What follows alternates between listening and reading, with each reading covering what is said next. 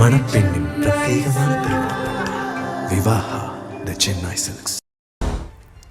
வயது மூப்பு காரணமாக வருகின்ற தேர்தலில் திமுக பொதுச் செயலாளர் துரைமுருகனுக்கு ஓய்வு கொடுக்க இருப்பதாக பேசப்பட்டாலும் காட்பாடி தொகுதி தனக்குதான் என அவர் கரார் காட்டி வருவதாக கூறப்படுகிறது. இத்தொகுதியில் அதிமுகவும் களப்பணியில் தீவிரம் காட்டி வருவதால் போட்டி கடுமையாகியுள்ளது.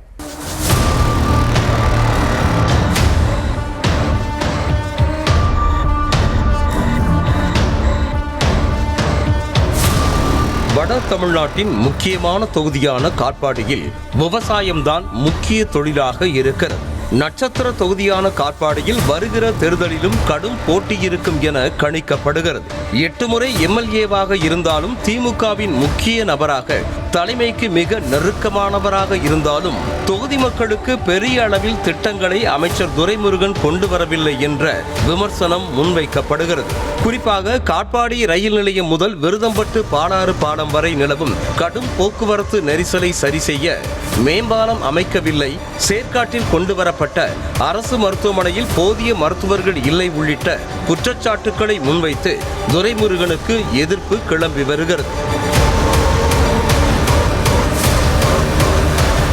இதுபோக அமைச்சர் துரைமுருகன் மீதான ஊழல் புகார்களும் தொகுதி மக்கள் மத்தியில் அவருக்கு இருந்த நல்ல அபிப்பிராயத்தை கெடுத்துவிட்டதாக சொல்லப்படுகிறது.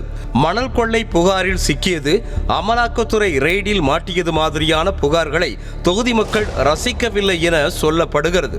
மேலும் தொகுதி பக்கம் எட்டி கூட பார்க்காத துரைமுருகன் தேர்தலுக்கு மட்டும் தலை காட்டுவதும் மக்களுக்கு ஆத்திரத்தை ஏற்படுத்தியதாக பார்க்கப்படுகிறது. கட்சியில் தன்னை முன்னிலைப்படுத்திக் கொள்ளும் துரைமுருகன் களத்தில் மக்கள் எளிதில் அணுகும் விதத்தில் இருக்க மாட்டார் என கூறப்படுகிறது. இதன் விளைவாக கடந்த 2021 சட்டமன்ற தேர்தலில் காட்பாடி தொகுதியில் வெறும் 746 வாக்குகள் வித்தியாசத்தில்தான் துரைமுருகன் வெற்றி பெற்றார். வாக்கு எண்ணிக்கை தொடங்கியதில் இருந்தே துரைமுருகனும் அதிமுக வேட்பாளர் வி ராமுவும் சரிக்கு சமமாக இருந்தனர். கடைசியில்தான் நிலவரமே மாறியது. இந்த நிலையில் வருகிற தேர்தலில் அதிமுக காட்பாடியில் தீவிரமாக களப்பணி செய்து வருவதால் அவர்களுக்கு சாதகமான தொகுதியாகவே காட்பாடி திகழ்கிறது. கடந்த முறை வி ராமு 84,394 வாக்குகள் பெற்றார். காட்பாடி தொகுதி அதிமுகவுக்கு சாதகமான தொகுதியாக நிலவுவதற்கு முக்கிய காரணம் சமுதாய வாக்குகள்தான்.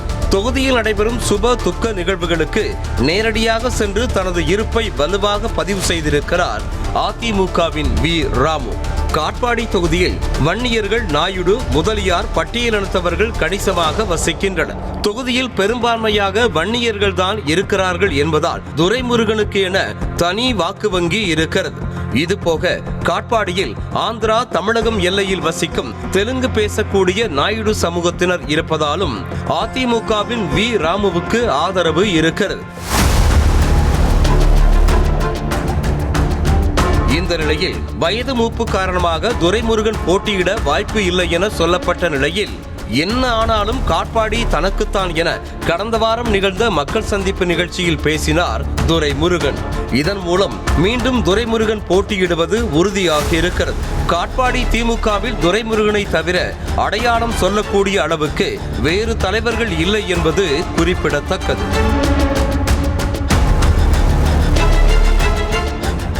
இப்படி அதிமுக திமுகவில் இருந்து ஜாம்பவான்கள் போட்டியிடும் காட்பாடி தொகுதியில் தமிழக வெற்றிக் கழகம் சார்பில் LKMP வாசு என்பவர் போட்டியிட வாய்ப்பு என கருதப்படுகிறது.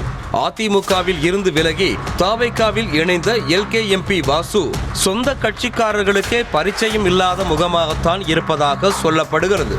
காட்பாடி தொகுதியில் அமைச்சர் துரைமுருகன் தவிர்த்து திமுகவில் வேறு யார் போட்டியிட்டாலும் மண்ணை கவும் என கூறும் அரசியல் வல்லுநர்கள் அப்படி ஒரு முடிவை அறிவாலய தலைமை எடுத்தால் அதிமுகவின் வெற்றிக்கு தானாக வழி கொடுக்க நேரிடும் எனவும் சொல்கிறார்கள்.